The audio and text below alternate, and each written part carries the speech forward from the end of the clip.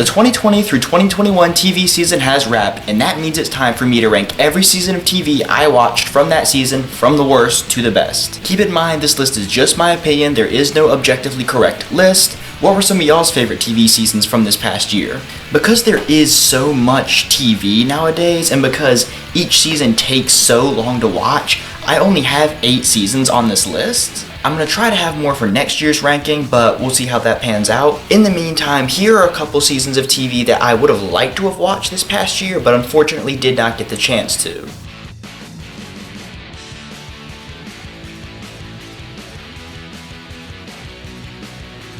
Also, I won't be counting Star Wars The Bad Batch Season 1, because even though the first couple episodes aired during this time period, most of them will air after it. That season will be on next year's ranking. Without further ado, let's get started. Coming in last place is going to be the Queens Gambit.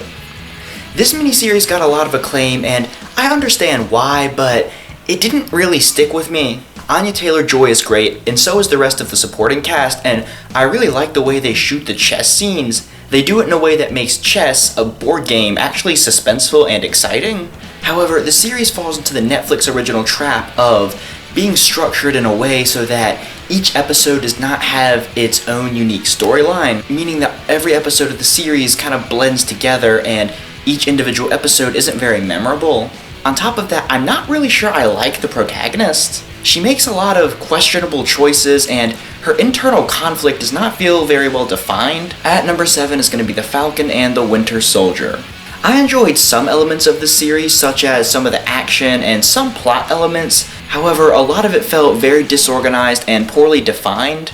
The character arcs were poorly paced and not very well thought out. The plot feels unfocused and inconsistent, and there were times where I feel like I didn't understand what the characters' goals and motivations were. There is some good action and some good acting. However, overall the series is a bit of a disappointment. Number 6, The Haunting of Bly Manor. Mike Flanagan's second Haunting miniseries for Netflix isn't as good as its predecessor, but is still pretty good. The characters and the cast work and Mike Flanagan's way of building suspense is top tier. However, the series is paced very poorly. There are a lot of repetitive sequences and too much exposition. That being said, the final episode absolutely sticks the landing. It is just about perfect. At number 5 is WandaVision. Marvel Studios' first venture into television almost hits the mark.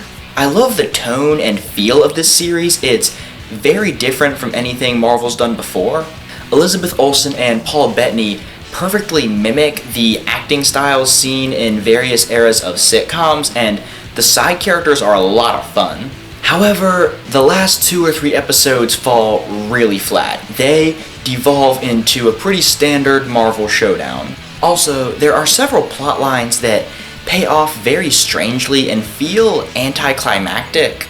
At number 4 is The Nevers Part 1. Joss Whedon returns to TV with a Victorian-era sci-fi steampunk X-Men redux. The best part of this series is easily the characters. I love the chemistry between Laura Donnelly and Skelly, and the rest of the actors bounce off each other incredibly well. The series also manages to balance many genres and tones pretty well.